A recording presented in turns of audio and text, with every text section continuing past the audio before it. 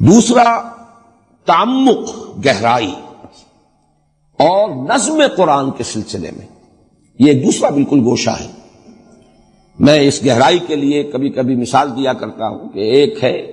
ٹیلیسکوپک view لیتا ہے کوئی شخص، تو آپ کو معلوم ہے کہ کروڑ میل کا وہ مشاہدہ کر رہا ہوتا ہے، اس کا جو اس وقت رینج ہوتا ہے مشاہدے کا کروڑوں میل۔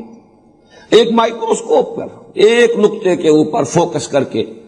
جب مائکروسکوپ جو ہے وہ وہاں پر جما دی جاتی ہے، اس کا لینس فوکس کر دیا جاتا ہے، تو پھر اسے اس کے اندر جو بھی عجائب و غرائب ہیں وہ نظر آتے ہیں۔ تو قرآن کا بھی ایک انداز یہ ہے کہ اس کا ایک برڈز آئی ویو، اس کا ایک جنرل ورلڈ ویو، اور پھر اس کے لیے بھی برڈز آئی ویو، ایک یہ انداز ہے، اور یہ بھی ضروری ہے، ورنہ ہو سکتا ہے کہ ایک آدمی بڑی باریکیوں ہی کے اندر الجھ کر رہ جائے اور بڑی بڑی حقیقتیں اس کی نگاہ سے اوجھل ہو جائیں، بڑے بڑے حقائق کی طرف سے ذہول ہو جائے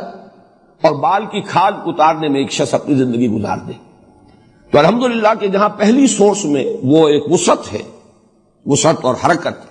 یہ دوسری سورس تعمق، گہرائی، فوکس کرنا، اور اسی میں پھر نظم قرآن کے جو بہت سے پہلو ہیں وہ نمایاں ہوئے ہیں۔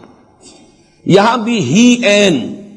یہ لفظ میں خود وضع کر رہا ہوں اس لیے کہ مولانا اصلاحی اور مولانا فراحی یہ دو اسی نام کی مشابہت سے، جیسے ابو کے مناسبت سے میں نے ابوین کہا ہے، تو یہ ہی این یہ میری دوسری سورس ہے، نظم قرآن، اور اس کے اعتبار سے قرآن مجید کے علم و فہم کی جو ڈائمنشن ہے جو سامنے آتی ہے۔